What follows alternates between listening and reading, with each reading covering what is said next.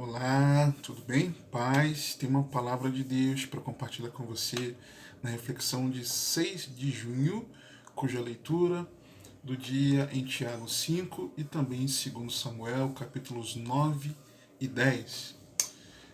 Pega a sua Bíblia, se você puder, você é uma bênção, para que você acompanhe comigo, que nos diz a santa e poderosa palavra de Deus em Tiago, carta de Tiago, capítulo 5, verso 7. Sede, pois, irmãos, pacientes até a vinda do Senhor. Eis que o lavrador espera o precioso fruto da terra, aguardando-o com paciência, até que receba a chuva temporã e serôdia. Só até aqui. Você me ouve falar, tá? E que eu creio fortemente que nós vivemos em tempos difíceis, em que nós ansiamos o glorioso dia da vinda do Senhor. Que certamente esses são dias de crise geopolítica, econômica, sanitária, na natureza, conforme profetizado na palavra de Deus, do aumento da frieza nos relacionamentos, do desprezo a Cristo e a sua palavra, de ensino diabólico, de coceira no ouvido, de uma igreja escandalosa, de uma distração generalizada, todos textos profetizados na palavra. Mas é importante nós mantermos a calma, sermos pacientes até a vinda do Senhor. Porque para nosso consolo, esse dia ele está cada vez mais próximo. Como o texto nos mostra no verso 8, sede vós também pacientes, fortaleceis os vossos corações, porque já a vinda do Senhor está próxima. Versículo 9, irmãos, não vos queixeis uns contra os outros, para que não sejais condenados, eis que o juiz está à porta. Então, a vinda dele é próxima, ele está à porta. O que nos lembra lá Apocalipse 3:20, né? Eis que estou à porta e bato. Se alguém ouvir a minha voz e abrir, eu entrarei até ele e cearei com ele, né? Mostrando a comunhão pessoal, né? Na salvação pessoal. Só que o que acontece? Nós vivemos dias, no nosso tempo, dias em que tudo tem que ser um fast food, tudo tem que ser rápido, tudo tem que ser de aplicação imediata, tudo não pode demorar. Alimentação, as atividades do cotidiano, a locomoção, né? O deslocamento, tudo precisa ser tão ágil. O computador tem que ser ágil, o celular tem que ser ágil, tudo tem que ser ágil. Porque se não for rápido, nós não temos paciência.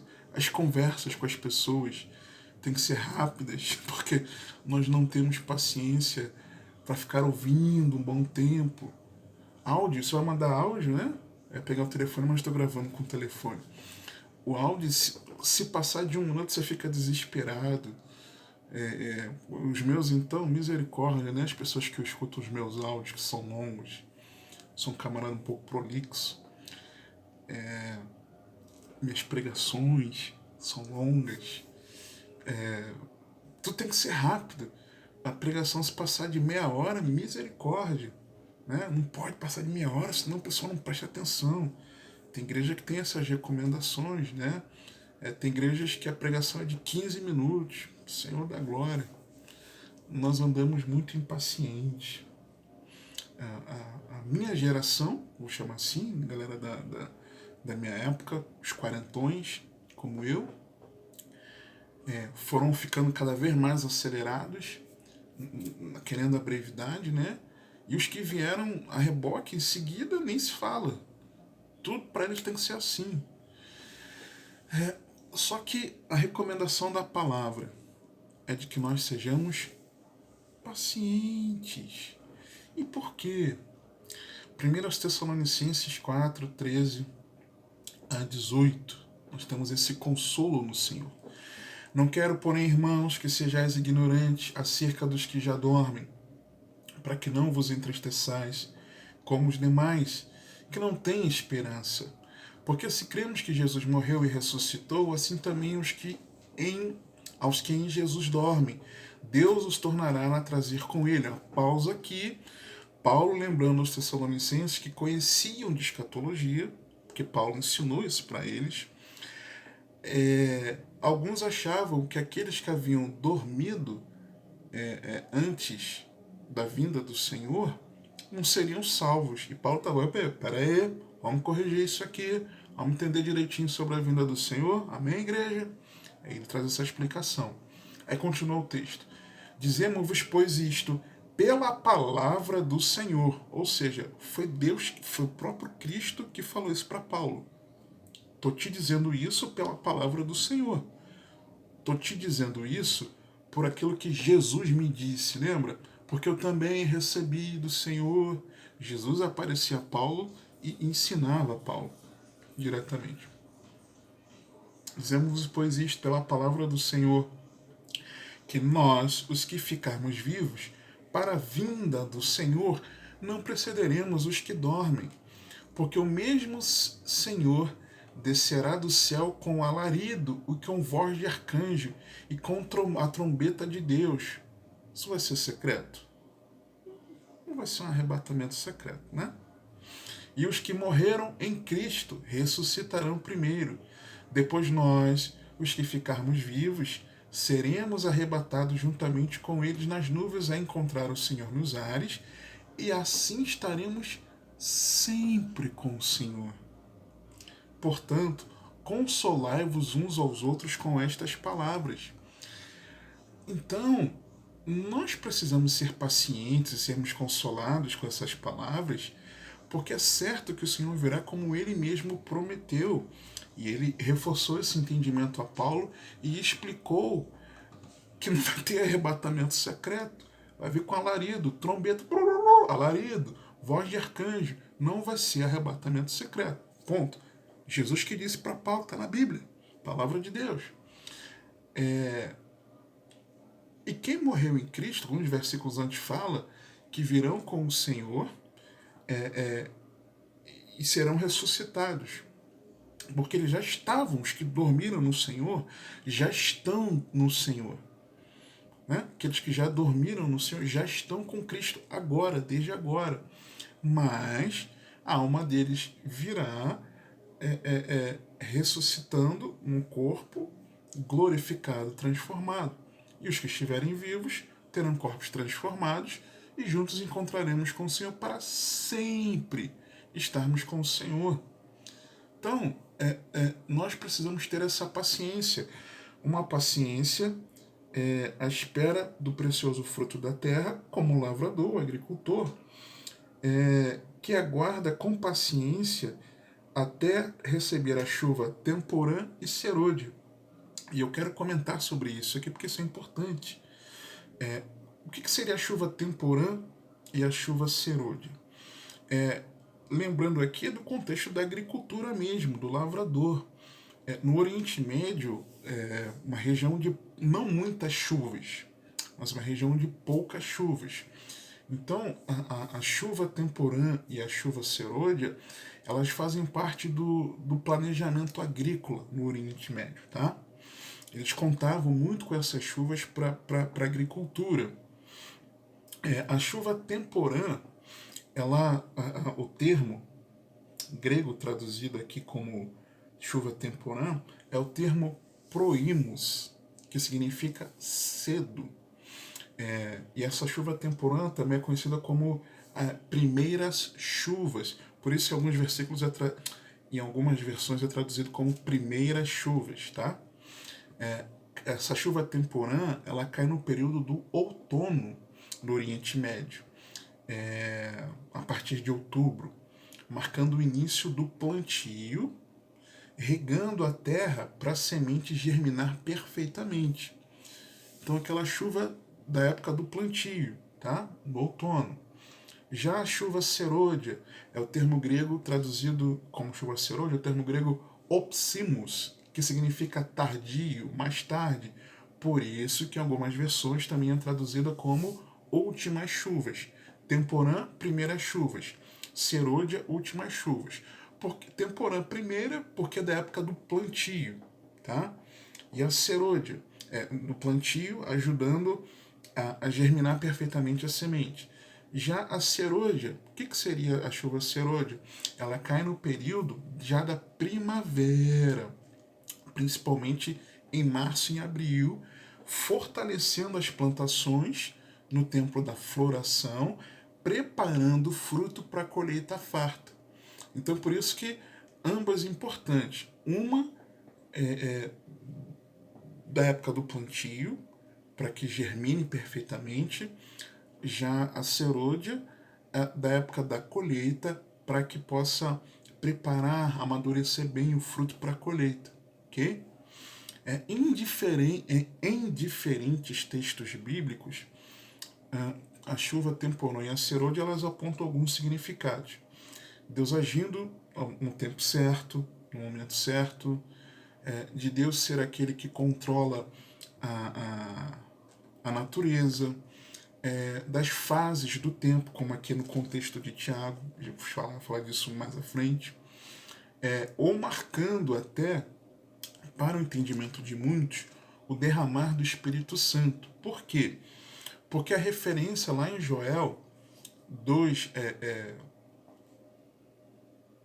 23, fala da chuva, e versículos à frente fala do derramar do Espírito Santo, né? Essa chuva ela é referida como tratando sobre a promessa de Deus em renovar a terra e o seu povo como resposta de um genuíno arrependimento. Lembra do chorem os sacerdotes entre o alpendre e o altar, convocai a Assembleia Santa, jejum. Então, como resposta a um genuíno arrependimento, o Senhor traria de volta a chuva,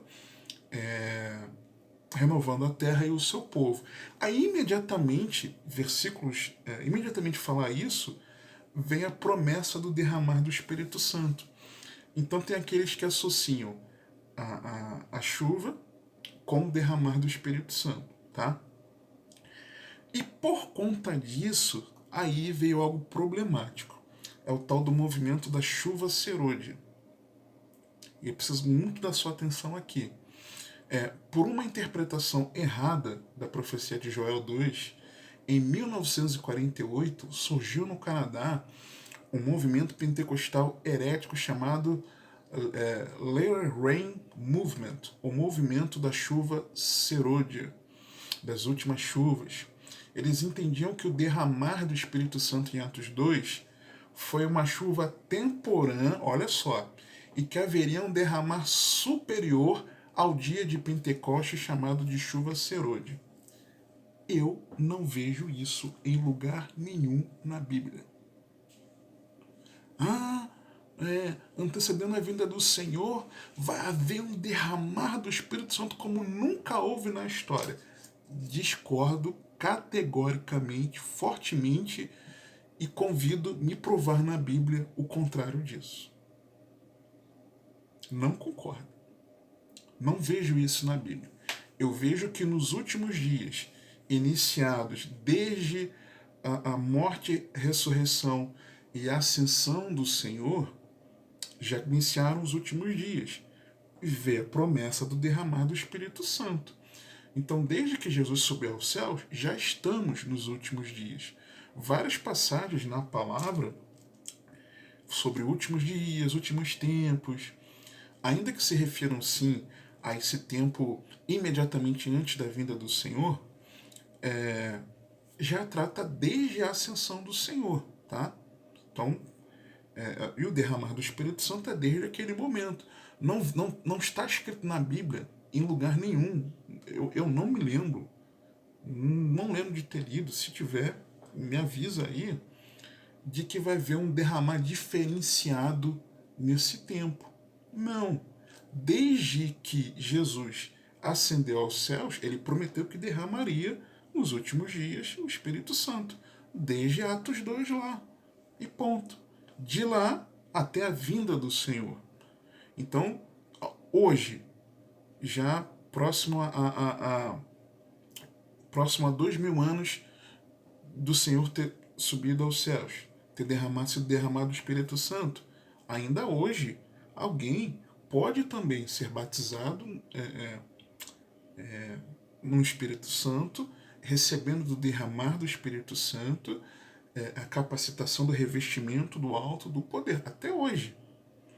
Mas se até agora ainda não foi, ainda pode ser, sabe? Então eu não vejo que é diferenciado. E o que já é batizado no Espírito Santo, o que já recebeu o revestimento do alto, ele vai receber uma capacitação diferenciada na reta final. Não está na Bíblia. Nunca li isso. E eu sou veementemente contra isso. De achar que vai ser diferenciado. Não. Neste momento, desde que Jesus subiu aos céus, desde que foi derramado lá em Atos 2, o derramar, ele continua até a vinda do Senhor. E ponto, tá?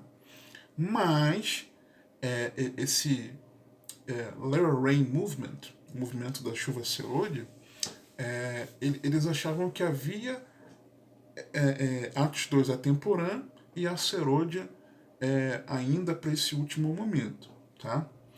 E aí, uma série de práticas extrabíblicas acompanharam essa falsa doutrina, que foi muito difundida no início do movimento pentecostal. Desde 1949, só uma pausa aqui, lembrando que eu sou bíblico, e por ser bíblico, e congregar e servir numa igreja bíblica, eu creio sim na atualidade dos dons, no derramar do Espírito Santo, e não creio que os dons cessaram nem o derramar do Espírito Santo, tá? Quero enfatizar isso aqui muito claro. Mas esse entendimento para mim não é bíblico. De algo diferenciado agora do que foi em Pentecostes. Não vejo isso na Bíblia. Então, desde 1949, denominações pentecostais, como as Assembleias de Deus, consideram essa interpretação uma heresia. Até a Assembleia de Deus, a mais conhecida e maior denominação pentecostal, ela discorda desse entendimento, desse movimento que surgiu em 48 no Canadá. Mas, por exemplo, a seita adventista do sétimo dia e algumas igrejas neopentecostais, ou até aquelas que não eram neopentecostais, mas começaram a assumir a forma do neopentecostalismo,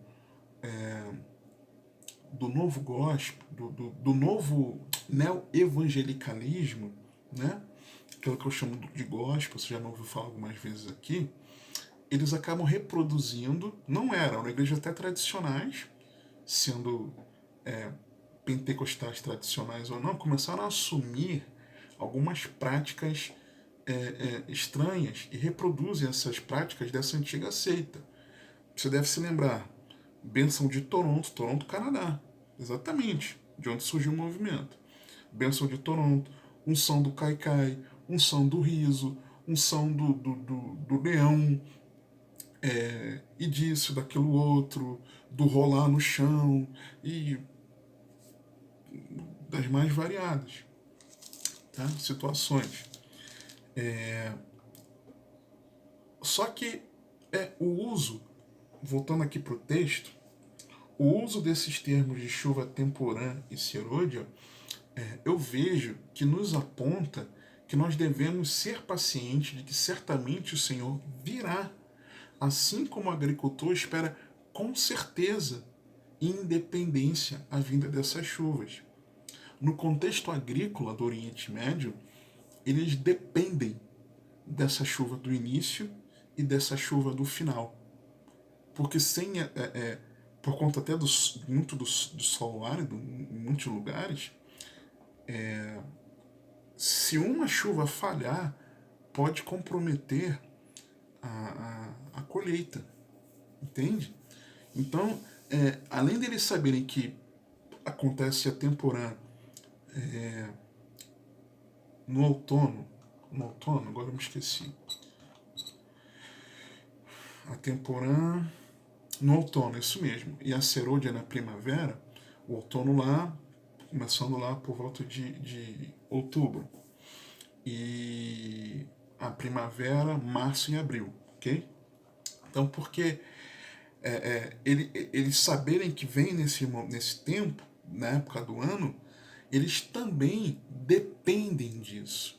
Então, da mesma forma que nós temos essa certeza, nós precisamos dependermos dessa esperança de que Jesus breve vem nos buscar.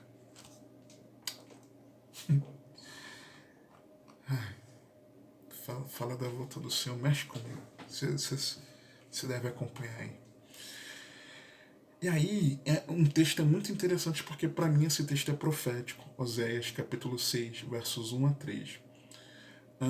O texto ele é usado numa interpretação errada, no meu entender, esquecendo do que fala no versículo 4 e do que fala nos últimos versículos do capítulo 5 de Oséias, em que está apontando que essa aproximação com o Senhor era uma aproximação fingida do povo.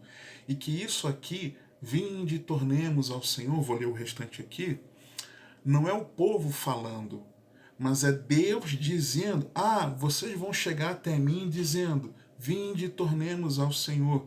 Não é que o povo falava isso, mas que Deus estava dizendo que o povo falaria isso. É só ler o contexto. Os finais do versículo do capítulo 5 e ler até o 6,4, que 5 entende isso, que é Deus dizendo um arrependimento fingido do povo, tá? Mas não vou entrar nessa história aqui não. Mas vamos lá. Oséias 6, de 1 a 3.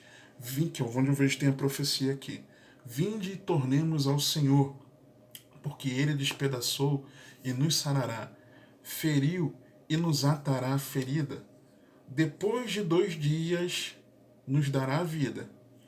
Ao terceiro dia nos ressuscitará e viveremos diante dele. Uma pausa aqui. Espera aí. 2 dias nos dará a vida. Ao terceiro dia, passados os 2 dias, ressuscitará e viveremos diante dele. Lembra que nós falei de 1 Tessalonicenses capítulo 4, da ressurreição dos mortos em corpos gloriosos, para sempre, juntamente com os que estiverem vivos, transformados em corpos gloriosos, subindo para encontrar o Senhor nos ares, para sempre estarmos com Ele, vivermos diante dele. Ao terceiro dia nos ressuscitará. Para Deus, um dia é como 1000 anos. 1000 anos como um dia. Ao terceiro dia, o Senhor virá no terceiro milênio?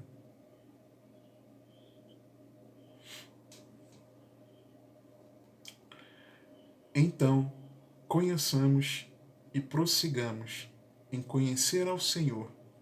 A sua saída como a alva é certa, e Ele, a nós, virá como a chuva, como chuva serôdia que rega a terra.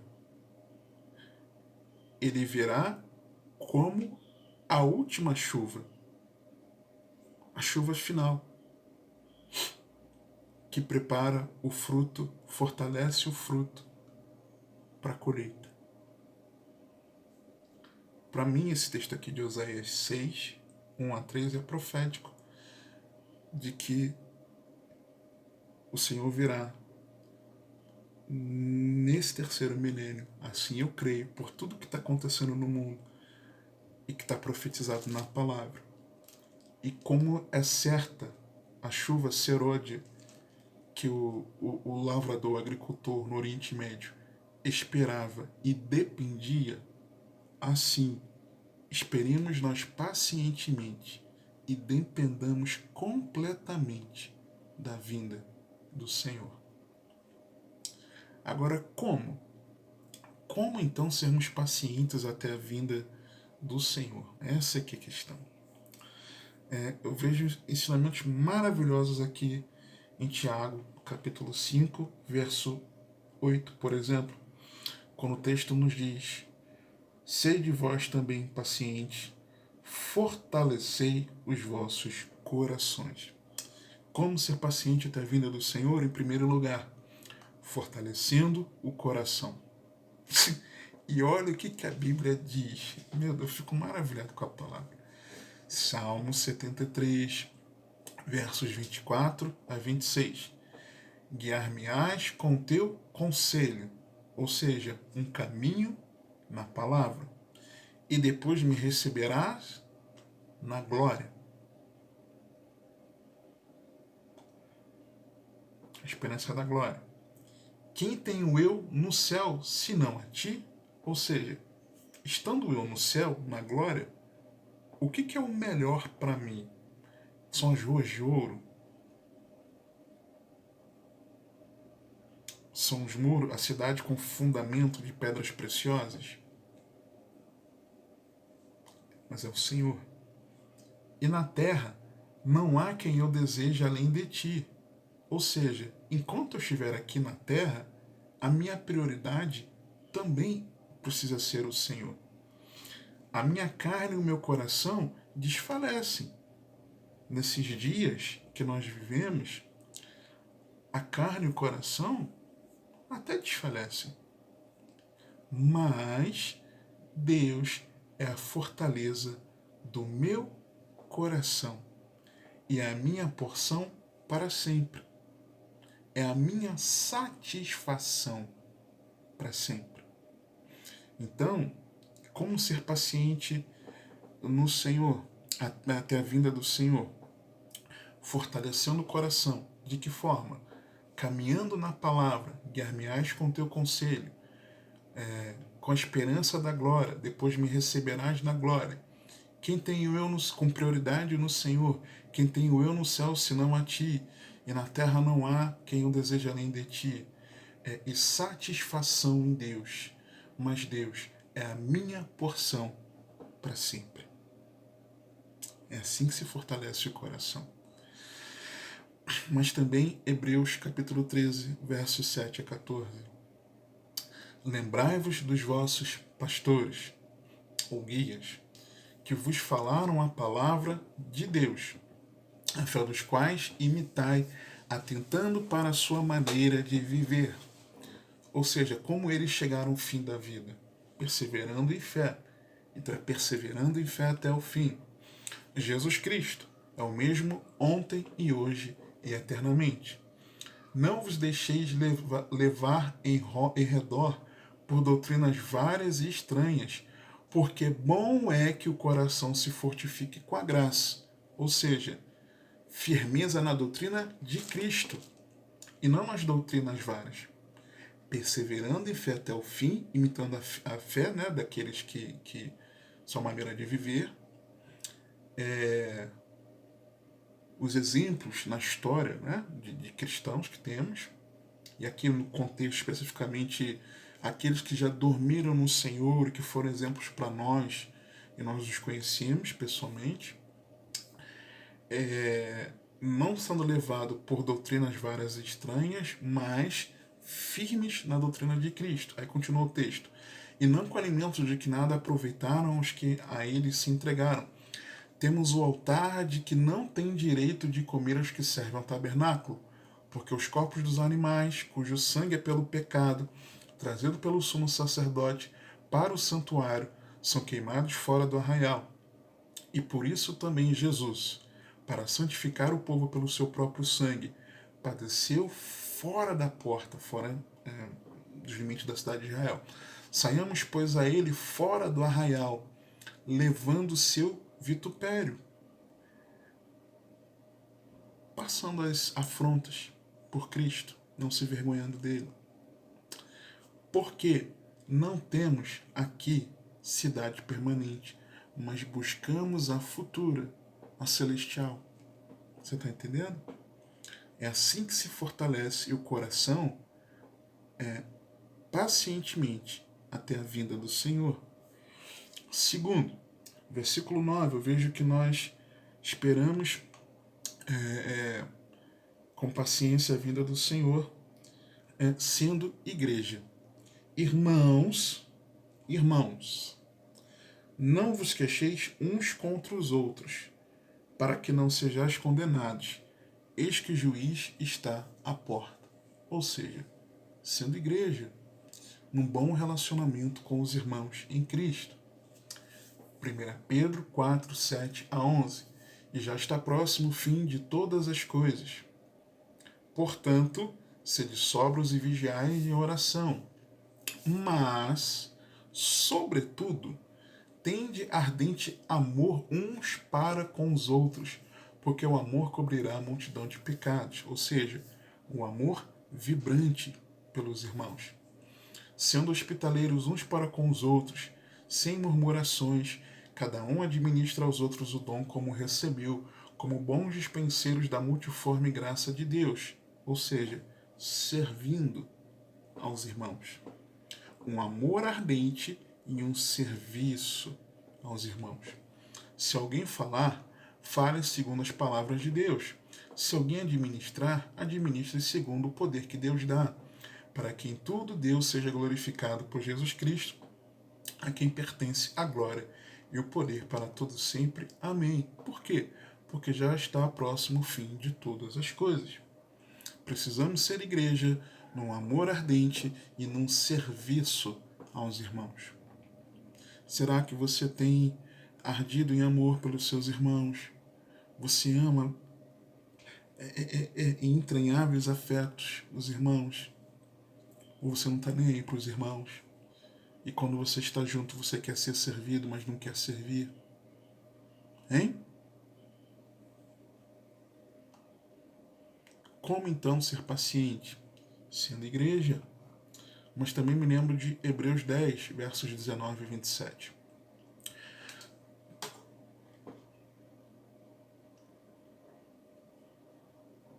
Tendo, pois, irmãos, ousadia para entrar no santuário, pelo sangue de Jesus, pelo novo e vivo caminho que ele nos consagrou, pelo véu, isto é, pela sua carne, e tendo um grande sumo sacerdote sobre a casa de Deus, cheguemo-nos com verdadeiro coração, em inteira certeza de fé, tendo os corações purificados da má consciência e o corpo lavado com água limpa, ou seja, um relacionamento com Deus, porque agora nós temos acesso. Você tem acesso ao Pai, pelo novo e vivo caminho conquistado por Cristo por meio de seu sacrifício na cruz do Calvário, vertendo seu precioso sangue para te redimir dos seus pecados e te reconciliar com Deus. E continua o texto. Retenhamos firmes a confissão da nossa esperança, porque fiel é o que prometeu, confiança na promessa, relacionamento com Deus, porque agora temos acesso por Cristo Jesus, confiando na promessa da vinda do Senhor. Aí o texto continua. E consideremos-nos uns aos outros para nos estimularmos ao amor e às boas obras, não deixando a nossa congregação, como é costume de alguns, antes encorajando-nos uns aos outros, e tanto mais quanto vedes que se vai aproximando aquele dia. Ou seja, o empenho em congregar para edificação mútua. Porque se pecarmos voluntariamente, depois de termos recebido conhecimento da verdade, já não resta mais sacrifício pelos pecados, mas uma certa expectação horrível de juízo e ardor de fogo que há de devorar os adversários. Se não quer se empenhar em congregar para edificação mútua,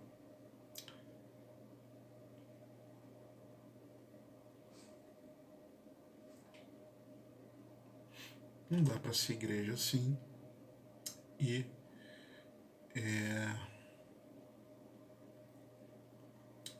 edificando uns aos outros. Mas aí sabe o que acontece? Você prefere muitas vezes não congregar e fazer isso aqui, ó, se queixar contra os outros. E como o texto diz, quem se queixa contra os outros, contra os irmãos, falando dos irmãos, contra os irmãos, está no caminho da condenação. Está na Bíblia. Palavra de Deus. Não são palavras do Geraldo Augusto.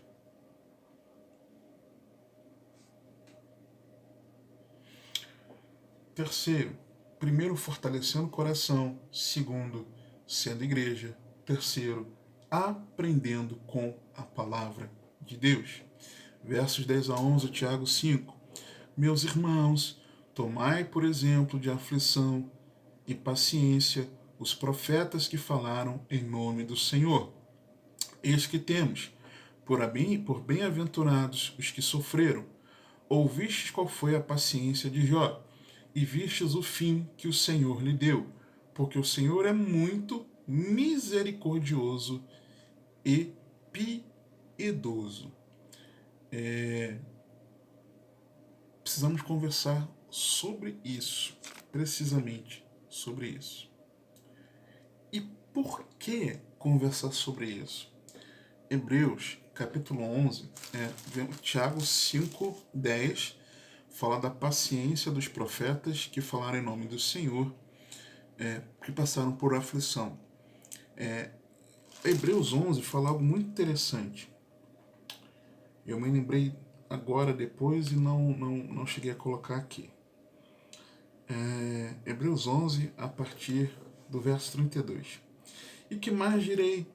Faltar-me-ia o tempo contando de Gideão e de Baraque, de Sansão e de Jefté e de Davi e de Samuel e dos profetas, os quais pela fé venceram reinos, praticaram a justiça, alcançaram promessas, fecharam as bocas dos leões, apagaram as forças do fogo, a força do fogo, escaparam do fio da espada, da fraqueza tiraram forças, na batalha se esforçaram, puseram em fuga os exércitos dos estranhos. As mulheres receberam pela ressurreição os seus mortos, uns foram torturados, não aceitando o seu livramento. Presta atenção aqui, ó, presta atenção, para alcançarem melhor ressurreição. Que ressurreição é essa? Está entendendo? E outros experimentaram escárnios e açoites e até cadeias e prisões. Foram apedrejados, cerrados, tentados, mortos ao fio da espada. Andaram vestidos de peles de ovelhas e de cabras, desamparados, aflitos e maltratados, dos quais o mundo não era digno, errantes pelos desertos e montes e pelas covas e cavernas da terra. E todos estes, tendo tido testemunho pela fé, não alcançaram a promessa, provendo Deus alguma coisa melhor a nosso respeito, para que eles, sem nós, não fossem aperfeiçoados, aí falando da igreja, mas para alcançarem melhor ressurreição. As mulheres receberam pela ressurreição os seus mortos. Uns maltratados, torturados, não aceitando o livramento, para alcançarem melhor ressurreição. De que ressurreição? Da vinda do Senhor. Precisamos aprender com esses homens de Deus revelados nas Escrituras, que perseveraram firmes no Senhor, com a expectativa de que o Cristo viria, e veio, mas que também haveria um dia em que eles ressuscitariam para a vida eterna. E falando nisso, nós precisamos falar de Jó, como o texto diz aqui, versículo 11. Eis que temos por bem-aventurados os que sofreram. Ouvistes qual foi a paciência de Jó? E qual foi a paciência de Jó e o fim que o Senhor lhe deu por ser misericordioso e piedoso? Vamos começar pelo fim? Jó 42, 1 a 13. Então respondeu Jó ao Senhor, dizendo: Bem sei eu que tudo pode e que nenhum dos teus propósitos pode ser impedido. Quem é este que sem conhecimento encobre conselho? Por isso relatei o que não entendia, coisas que para mim eram inescrutáveis e que eu não entendia. Então Jó reconhecendo a grandeza de Deus. Escuta-me, pois, e eu falarei. Ou seja, oração. Eu te perguntarei e tu me ensinarás. Deus falando, respondendo, apontando para uma vida devocional. Falamos e Deus nos responde. E Deus nos responde pelas Sagradas Escrituras. Especialmente também por meio do Espírito, no nosso interior, claro, mas primordialmente pela palavra. E todas as formas do Senhor falar conosco precisam passar pelo crivo da palavra, porque essa é a palavra de Deus, a Bíblia Sagrada. Aí continua, com o ouvir dos meus ouvidos ouvi, mas agora te veem os meus olhos. Agora ele tinha experiência com Deus. Por isso me abomino e me arrependo no pó e na cinza, arrependimento de pecados. Tudo isso já falando no fim. E aí sucedeu que, acabando o Senhor de falar a Jó aquelas palavras, o Senhor perguntando várias coisas sobre a criação, a Jó, e Jó, puxa, Senhor, falei que eu não sabia. O Senhor disse a ele, faz o temanita, a minha ira se acendeu contra ti e contra os teus dois amigos, porque não falaste de mim o que era reto, como meu servo Jó. Tomai, pois, 7 bezerros, 7 carneiros, e ide ao meu servo Jó, e oferecei holocaustos por vós, e o meu servo Jó orará por vós, porque deveras a ele aceitarei, para que eu não vos trate conforme a vossa loucura, porque vós não falastes de mim o que era reto, como o meu servo Jó. Já vamos ver. Então foram Elifaz, o Temanita, e Bildade, o Suíte, Zofaro, Naamatita, e fizeram como o Senhor lhe dissera, e o Senhor aceitou a face de Jó, e o Senhor virou o cativeiro de Jó, quando orava pelos seus amigos, e acrescentou o dobro tudo quanto Jó tinha.